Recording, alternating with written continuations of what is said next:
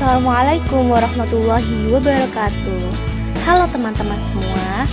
Pada kesempatan kali ini, kelompok 3 akan menjelaskan materi mengenai pilihan kata atau diksi berkaitan dengan makna yang menyertainya. Berikut ini merupakan anggota dari kelompok kami. Yang pertama ada Yonda Deswira Madayana dengan NIM 2095. Yang kedua ada Firnanda Khairunisa dengan NIM 2005. Yang ketiga ada Elza Zulandita dengan NIM 2036. Dan yang keempat ada Maufidatus Saada dengan NIM 2039. Di sini saya akan menerangkan materi tentang diksi. Secara singkat, diksi dapat melakukan berbagai pilihan kata.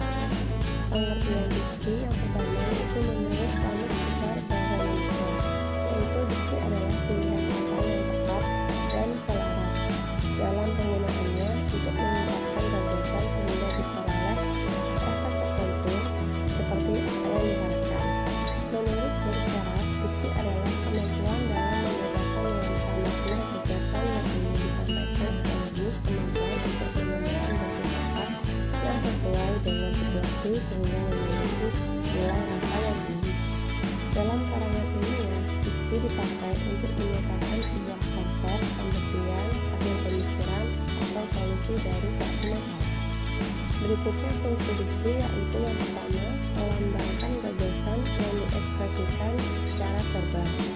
Yang kedua yaitu membentuk gaya ekspresi gagasan yang tepat. Yang ketiga, menciptakan komunikasi yang baik dan benar.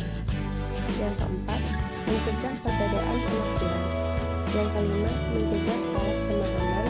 Dan yang terakhir keenam yaitu mengefektifkan pencapaian target komunikasi. Kata merupakan salah satu dasar unsur yang sangat penting. Dalam memilih kata-kata sendiri, terdapat dua syarat penting yang harus dipenuhi, yaitu ketepatan dan kesesuaian. Poin ketepatan kata yaitu yang pertama, membedakan makna denotasi dan konotasi dalam kata. Yang kedua, tidak menafsirkan makna kata secara subjektif berdasarkan pendapatan sendiri. Yang ketiga yaitu menggunakan dengan cepat kata bersimile. Sedangkan poin kesesuaian yaitu yang pertama, menghindari jargon dalam tulisan untuk membaca umum. Yang kedua, penulis atau pembicara sejauh mungkin menghindari pemakaian kata-kata suara. Yang ketiga, dalam penulisan jangan mempergunakan kata secara. Saya akan menjelaskan poin mengenai diksi dalam karangan ilmiah. Diksi merupakan pemilihan kosakata untuk menyampaikan suatu hal. Karangan ilmiah adalah karangan yang berisikan ilmu pengetahuan mengenai suatu fakta dan ditulis sesuai dengan metodologi yang baik dan benar. Jadi, dalam karangan ilmiah ini akrab dengan dunia pendidikan, yang mana para pelajar sering menulis karangan ilmiah. Seperti ketika mereka melakukan penelitian, maka hasil dari penelitian mereka akan ditulis dalam bentuk karya tulis, yaitu karya tulis ilmiah. Begitu pula ketika mereka membuat laporan, mereka juga akan menulisnya dalam bentuk karya ilmiah juga. Jadi di sini peran diksi dalam karangan ilmiah itu sangat penting, karena dalam karangan ilmiah diksi yang digunakan berbeda dengan diksi yang digunakan secara umum.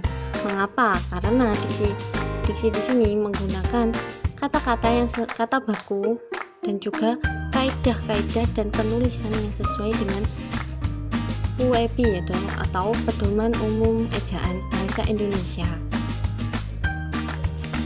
Penerapan diksi dalam karangan ilmiah yang tepat diperlukan beberapa hal yang harus diperhatikan.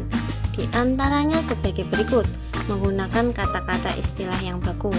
Mengapa kok menggunakan kata-kata istilah yang baku? Karena ketika kita menggunakan kata istilah yang baku, pembaca akan lebih mudah memahami ide atau gagasan yang akan kita sampaikan. Oleh karena itu, pemilihan kosakata atau pemilihan diksi dalam menulis karangan ilmiah itu harus benar-benar diperhatikan. Karena yang membaca karangan ilmiah kita bukan hanya kaum terpelajar, tetapi masyarakat awam. Dan yang kedua adalah penggunaan kata istilah yang cermat, tepat, dan hemat. Dalam pemilihan kata yang cermat berkaitan dengan tepat karena menyangkut ide gagasan dari penulis. Kalau kita tidak pandai memilih kata yang tepat dan juga cermat, pembaca tidak dapat menangkap gagasan dari apa yang kita tulis. Jadi kita harus memilih diksi atau kata yang tepat supaya pembaca itu bisa mengerti gagasan atau ide yang kita tulis dalam karya ilmiah itu. Nah, pemilihan dan penggunaan kata yang spesifik akan susah dipahami oleh masyarakat luas. Jadi ketika kita menggunakan istilah yang tidak umum dalam menulis karya ilmiah, kita harus menuliskan padanan kata juga supaya karangan ilmiah atau karya tulis ilmiah kita ini mudah untuk dipahami. Selain itu, pemilihan kata dalam karangan ilmiah harus memiliki prinsip yang hemat, yang berarti jika ada ungkapan yang lebih pendek dan mewakili, maka tidak perlu menggunakan ungkapan yang panjang. Contohnya, tidak hemat mengadakan penelitian, tetapi yang hemat adalah meneliti. Terus, dalam rangka mencapai tujuan ini, hematnya untuk mencapai tujuan ini. Tidak hemat mempunyai pendidikan, hemat berpendirian. Jadi, kita harus memilih kata yang singkat tetapi mewakili dari apa yang kita tulis di karangan ilmiah tersebut. Diksi konotasi. Konotasi atau makna konotatif disebut juga makna konotasional, makna emotif atau makna evaluatif. Makna konotasi adalah suatu jenis makna di mana stimulus dan respon mengandung nilai-nilai emosional. Cair menyatakan bahwa sebuah kata disebut mempunyai makna konotasi apabila kata itu mempunyai nilai rasa, baik positif maupun negatif. Jika kata memiliki nilai rasa positif, maka disebut konotasi positif. Begitupun sebaliknya. Contoh diksi konotasi positif. Rena adalah anak emas yang selalu dibanggakan ayahnya. Contoh diksi denotasi. Diksi denotasi adalah diksi yang memiliki makna denotasi. Sering juga disebut sebagai makna denotasional, makna konseptual, atau makna kognitif karena dilihat dari sudut yang lain. Pada dasarnya sama dengan makna referensial, sebab makna denotasi ini lazim diberi penjelasan sebagai makna yang sesuai dengan hasil observasi menurut penglihatan, penciuman, pendengaran, perasaan, atau pengalaman lainnya. Jadi, makna denotasi ini menyangkut informasi-informasi faktual objektif. Karena itu, makna denotasi. Dan yang selanjutnya yakni diksi umum dan diksi khusus. Yang pertama yaitu diksi umum. Diksi umum merupakan diksi yang memiliki cakupan makna yang sangat luas, dan banyak sekali masyarakat yang memahami mengenai diksi umum ini, sehingga mereka menggunakannya untuk berkomunikasi dalam kesehariannya. Dan perlu diketahui juga bahwa semakin umum sifat suatu kata, maka semakin memungkinkan untuk terjadinya kesalahpahaman, dikarenakan banyaknya pengertian dan juga pemberian makna yang beraneka ragam. Yang kedua yaitu diksi khusus. Diksi khusus merupakan diksi yang mendasar pada hal-hal yang sifatnya tidak umum atau konkret. Berbeda halnya dengan diksi umum yang memiliki cakupan makna yang sangat luas, diksi khusus ini diartikan sebagai kata yang memiliki ruang lingkup pemaknaan yang sangat terbatas. Berikut ini merupakan contoh penggunaan dari diksi umum dan juga diksi khusus. Yang pertama yakni mengenai kata burung. Kata burung di sini merupakan contoh dari diksi umum karena masih memiliki cakupan makna yang sangat luas. Berbeda halnya jikalau kita menyebutkannya dengan burung merpati. Nah, burung merpati ini merupakan contoh dari diksi khusus. Mengapa? Karena burung merpati ini sudah merujuk pada spesifikasi satu jenis burung yaitu merpati.